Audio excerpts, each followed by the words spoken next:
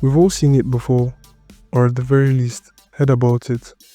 A device that fixed my eyesight, a drug that will get you as built as Dwayne The Rock Johnson, or a diet that makes me see fairies. These all exist, and they're called glasses, steroids, and marijuana.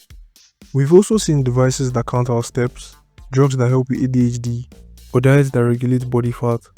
Collectively, these more mundane measures are known as biohacking.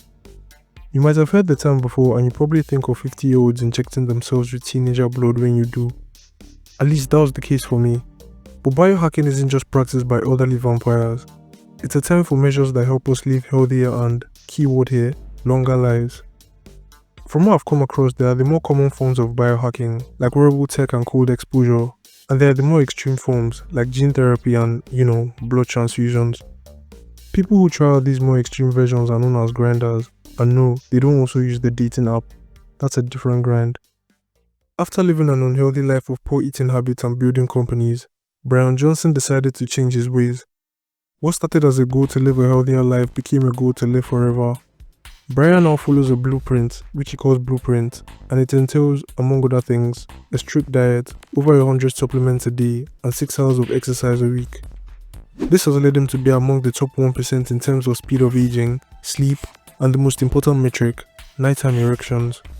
I'll have you know that I'm also a part of that 1%, and that he's done a blood transfusion with his 18-year-old son and edited his genes on an island.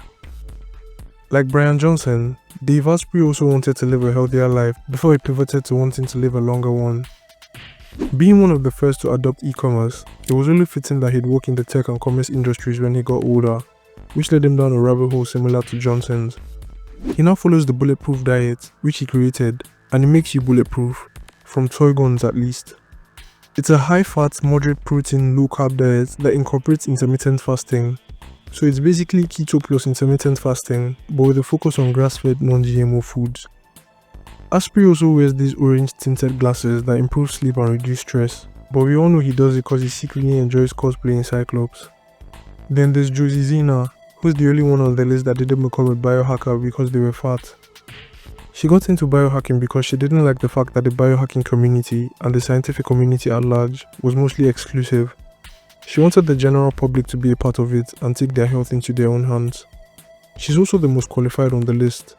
She has a bachelor's degree in plant biology, a master's degree in cell and molecular biology, a PhD in biophysics, and she's a former NASA employee. She quit her job with NASA because she found their scientific work to be less innovative than she expected, and she founded the Odin, where she's been able to work on some of the innovations that she found lacking at NASA, like making glow-in-the-dark bear, editing her genes on a live stream, and swallowing a person's shit. If it makes it any better, the shit was in gelatin capsules, and if you're wondering why she looks like a man and I've been using female pronouns, it's cause she also hacked her gender. These 3 grinders claim to have benefited from their biohacking regimens, yes, even the shit swallowing, but the majority of grinders undergo less extreme measures, at least in comparison. Most of them get biotech implants, but these implants are still in their infancy. There are no robotic arms that will help me beat Ruby in an arm wrestling contest, or brain implants that will allow me telepathically send my friends brain rot memes. The most popular grinder implants are RFID and NFC chips, which can be used to make payments and such, and fingertip magnets, which basically allow people cosplay Magneto. So I'm pretty sure Dave Asprey has those as well. As extreme as the more extreme grinder practices are, they've been backed by science. Kind of. Scientists have conducted some experiments on gene therapy and even fecal transplants, which is the scientific term for swallowing shit.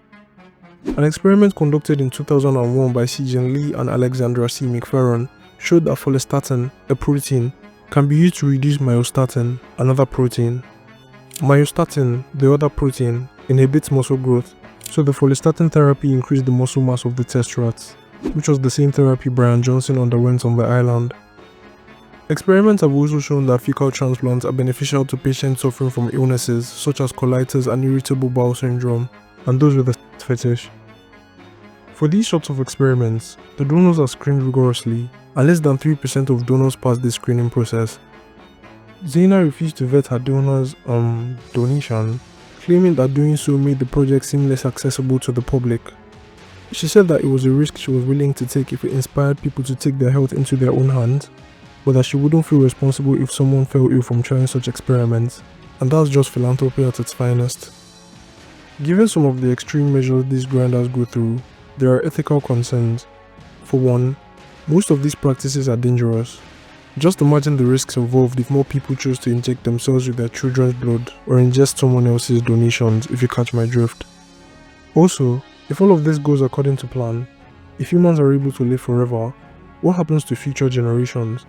Would there be enough resources for all of us? And given how expensive these practices can be, would short life extensions be available only to the rich? More importantly, if everyone gets better nighttime erections, would I still be a part of the top 1%? These questions and more have been posed by experts, and for good reasons, but I will say this: the human race isn't the best at accepting change, at least sudden and drastic change.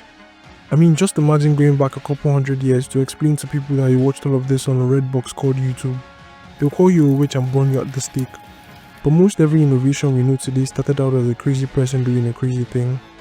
To quote Bryan Johnson, who quoted Arthur Schopenhauer, "Talent hits a target no one else can hit.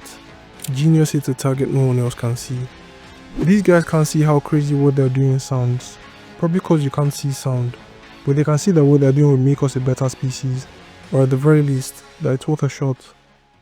As healthcare professionals and even Bryan Johnson's website tells us, exercising and improving your sleep, diet, and relationships while avoiding addictive substances have been shown to help people live longer and healthier lives. So you don't need to drink your son's blood or cosplay Cyclops to live a long, healthy life. By improving these simple, everyday practices, you too can improve your health and well-being and become a member of the exclusive club of biohackers. But you should probably swallow some donations to boost your club status.